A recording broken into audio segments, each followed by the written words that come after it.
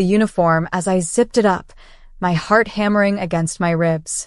The coarse fabric scratched against my skin, a stark contrast to the designer clothes I usually wore. I took one last glance in the mirror.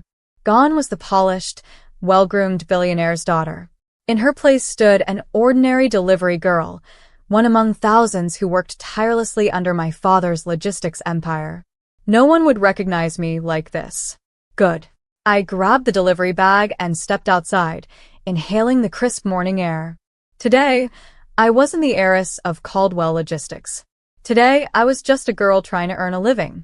And I had no idea that by the end of this day, I would be laughed at, humiliated, and fired in front of everyone. But what came after? That was something no one saw coming. The warehouse was buzzing with activity, workers moving in and out, forklifts beeping, voices raised in urgency. It was chaotic, but to my ears, it was a symphony. This was the heart of my father's empire. I had spent years in boardrooms, hearing executives talk about logistics, about numbers and efficiency. But this was where the real work happened. A sharp voice broke through my thoughts. You, new girl. I turned. A man in his late 30s, his face set in a permanent scowl, pointed at me. His uniform had a supervisor's badge. Yes. I responded, my tone polite but firm. Don't just stand there like an idiot. Grab the packages from Bay 3 and start loading them onto Truck 7, he snapped. I nodded and jogged over, my heart thumping. I wanted to see what it was like to be a worker here, and it looked like I was about to find out the hard way. As I struggled to lift the heavy boxes, sweat beading on my forehead, a group of workers nearby started whispering. Look at her. She moves like she's never done a hard day's work in her life. Bet she's some spoiled brat trying to make a quick buck. I bit my tongue and kept working, but the comments didn't stop. Probably can't even spell hard work. I could ignore them until someone deliberately kicked one of the boxes out of my hands, making it tumble to the ground. Laughter erupted around me. I clenched my jaw and bent to pick it up. But before I could, a heavy boot stepped on the package. I looked up. The supervisor, the same man who had barked at me earlier, smirked down at me. You're too slow, he said. And now you're wasting time. That's not how we do things here. Then, in front of everyone, he made a show of grabbing my badge and ripping it off my uniform. You're fired, he announced, loud enough for the entire warehouse to hear. More laughter. Mocking stares. I stood there, gripping the torn badge, my heart pounding. They had no idea who I was. No idea who they had just humiliated. But they were about to find out. As I walked out of the warehouse, my head held high despite the sting of humiliation, my phone buzzed in my pocket. It was a message from my father. Come to my office. Now. I sighed. He must have heard already. The logistics empire he built was his pride and joy, and he wouldn't be happy about his daughter getting fired from the very company that bore his name. But he had no idea. I wasn't going to let this go. My father sat behind his massive oak desk, staring at me with unreadable eyes. So, you got fired, he said, his voice calm. Too calm. I nodded. And I hesitated before answering. And I want full control of that warehouse. His eyebrows shot up. Excuse me? I leaned forward, my voice firm. They humiliated me, mocked me, fired me without cause. If this is how they treat a delivery girl, imagine how they treat others. His gaze sharpened. You want revenge? I shook my head. I want justice. And I want to fix what's broken. For a long moment he was silent. Then a slow smile curved his lips. You have 1 month. That was all I needed.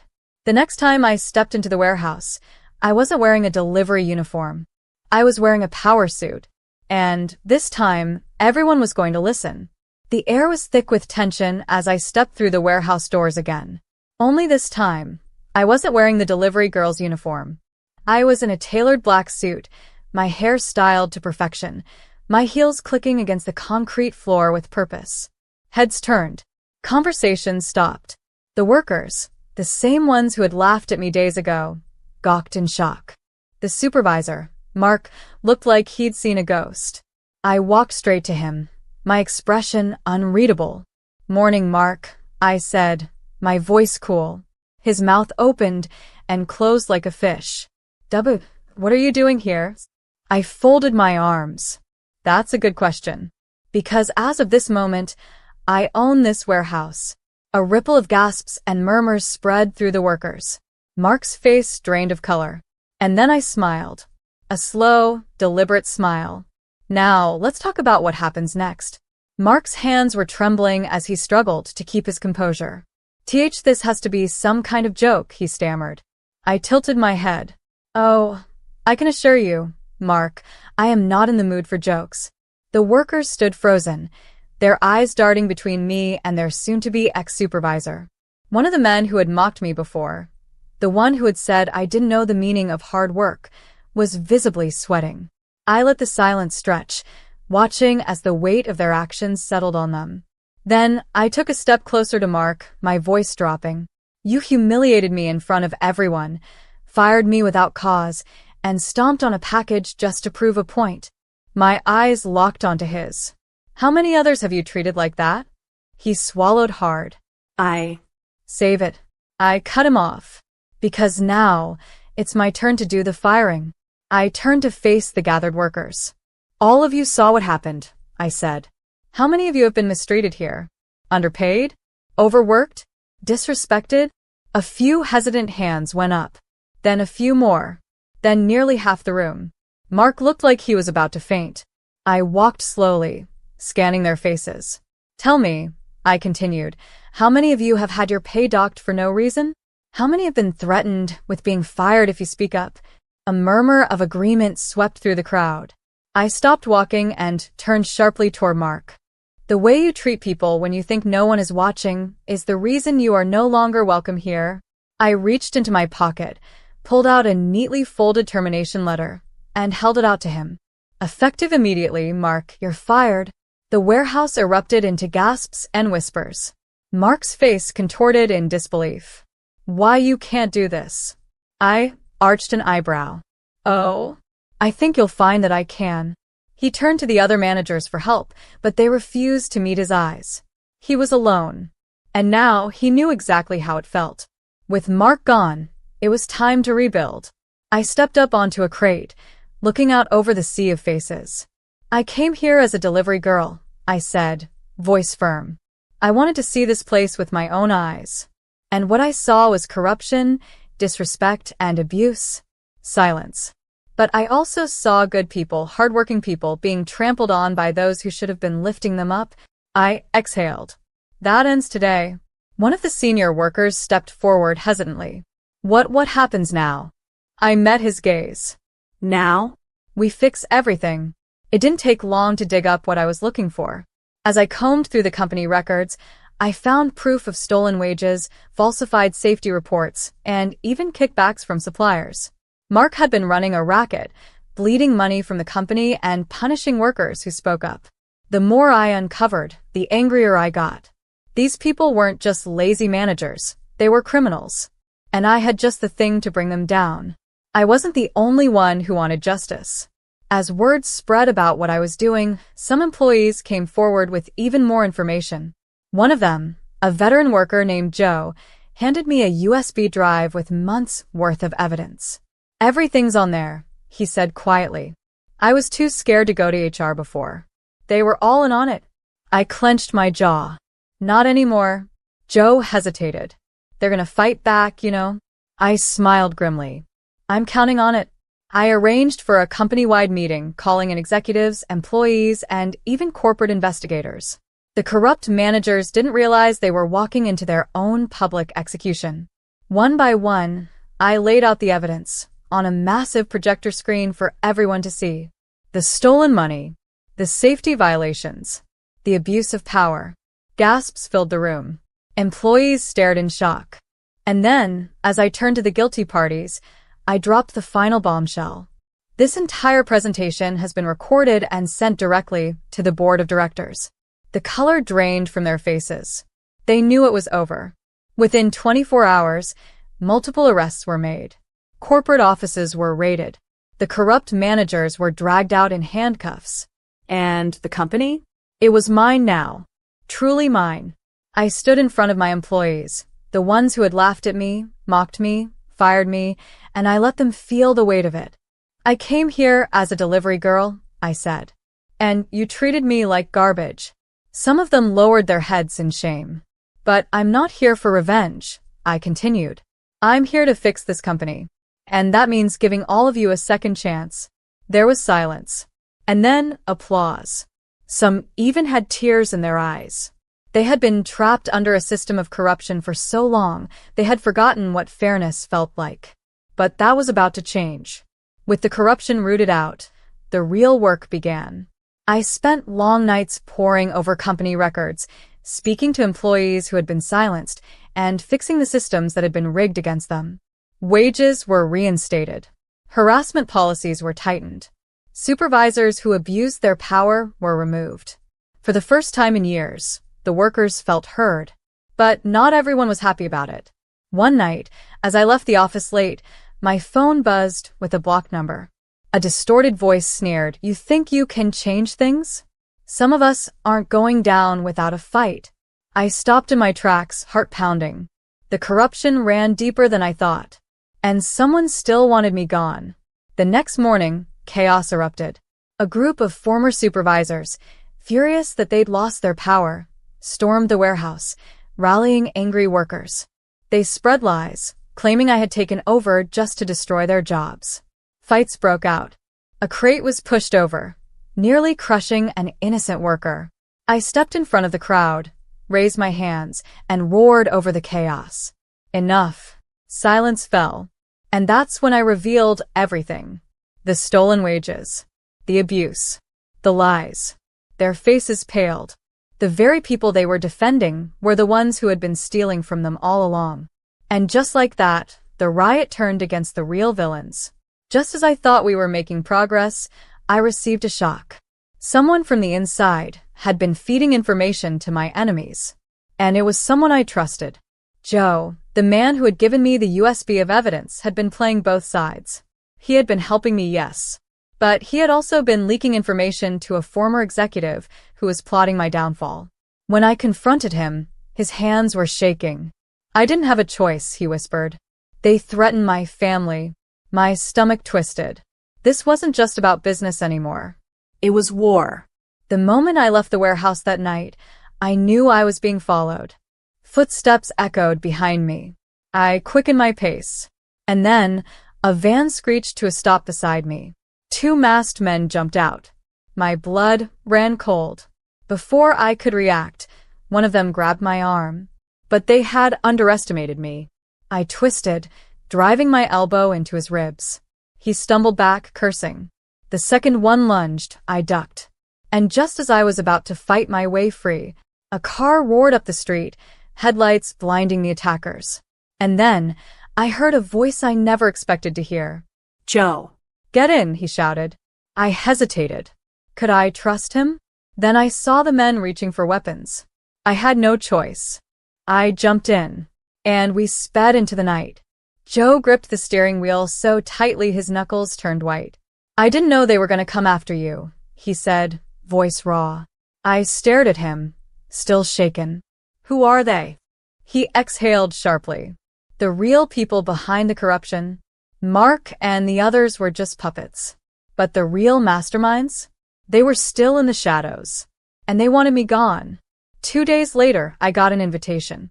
A private meeting with one of the highest-ranking executives in my father's company. A man I had never met before. I walked into the penthouse conference room, feeling the weight of every step. The man in the chair smiled coldly. "You've made quite a mess," he said. I didn't flinch. "I cleaned up a mess." His smile widened. "That's where we disagree." And then he slid a contract across the table. "Sign this," he said. "Step down. Walk away. We'll make it worth your while." I looked at the number. $10 million. A lump formed in my throat. This wasn't just a bribe. This was a warning. A way to buy my silence. I looked up, my jaw tightening. And then I tore the contract in half. His smile vanished. "You'll regret that," he said darkly. I leaned forward, my voice like steel. "No, you will." and I walked out. If they thought they could scare me off, they had underestimated the wrong woman. I took the evidence Joe had gathered, and this time, I went to the media. I exposed everything. By the time the story hit the headlines, the entire country was watching. People were outraged. Investigators swarmed the company. And then the arrests began. The final showdown came in court. The man who had tried to bribe me into silence was now on trial. He glared at me as I took the stand. "You ruined everything," he spat. I met his gaze, unflinching. "No," I said. "I fixed everything." And then the judge's verdict came down. "Guilty." With the corrupt executives gone, my father's company was finally mine to lead. I didn't just run it, I transformed it. Higher wages, better working conditions, respect for every employee. The same people who had laughed at me as a delivery girl, now they stood with me as we rebuilt. I walked into the warehouse one last time, but today the air was different. No longer filled with whispers and fear. The people who once laughed at me, the ones who had mocked me as a spoiled brat, were now looking at me with respect. I stopped in front of the workers and took a deep breath. "Today marks the beginning of something new," I said, my voice strong. The employees gathered around, listening intently. "We're changing the way things work here. No more corruption. No more abuse. Every person in this warehouse matters. Every one of you will be treated with the respect you deserve." For a moment, there was silence. And then, slowly, one person started clapping. Then another. And soon, the entire warehouse erupted into applause. I felt a lump in my throat. For the first time, I wasn't just the billionaire's daughter. I was their leader. As I walked through the warehouse, I saw a familiar face in the back. Joe. The man who had betrayed me, but also the man who had saved me in the end. He stood there, looking like he was ready to leave. "Joe," I called out. He hesitated, then turned around slowly. "I know I messed up," he said quietly. "I don't expect forgiveness." I folded my arms. "You were afraid for your family. I understand that." He blinked in surprise. "But that doesn't mean what you did was right," I continued. "You played both sides. You put people in danger." Joe lowered his gaze. "I know, and I accept whatever punishment you give me." I studied him for a long moment. "Then," I said, "I'm offering you a second chance." His head snapped up. "If you really want to make things right, prove it. Work for me, not as a spy, but as someone who protects the people here." Joe's throat bobbed as he swallowed. "You mean that?" I nodded. For the first time in a long time, Joe looked hopeful. And in that moment I knew, true power isn't about revenge. It's about redemption. I thought the war was over. I was wrong. One night, a final threat emerged, the last desperate attempt by those who had lost everything because of me. I was at my office when an emergency alert came through. A warehouse fire. My stomach dropped. I jumped into my car and raced to the site. Flames engulfed one of the old storage units. Workers were scrambling to put it out. And then I saw him. Mark. The disgraced ex-supervisor stood at a distance, watching the fire with a satisfied smirk. He did this. I strode toward him, rage burning hotter than the fire. "This is how you go out? Burning a place that never even belonged to you." I snapped. Mark shrugged. "If I can't have it, neither can you." I took a slow step forward. "You're pathetic." His smirk faltered. Before he could respond, the police arrived. And just like that, Mark was finally arrested. As he was shoved into the squad car, our eyes met one last time. I saw hatred in his gaze. But I also saw defeat. With Mark and his people gone forever, I thought I would feel triumphant. Instead, I just felt tired. Winning wasn't about proving my strength anymore. It was about proving that real leadership comes from respect, not fear. I walked into my father's office the next morning, finding him staring out the window. He turned when he heard me, studying me for a long moment. "You did well," he finally said. It was the first genuine compliment he'd ever given me. I nodded. "This company is mine now." "For real this time?" A slow smile spread across his face. "And what do you plan to do with it?" I thought about the workers, the people who had suffered under corruption. And then I knew my answer. I'm going to make this company something to be proud of. 1 year later, the warehouse was unrecognizable. The toxic culture? Gone. The corruption? Wiped out. The people who had once laughed at me as a delivery girl were now standing with me as equals. I wasn't the spoiled billionaire's daughter anymore. I was a leader. As I walked through the warehouse floor, I heard someone call out, "Hey, boss."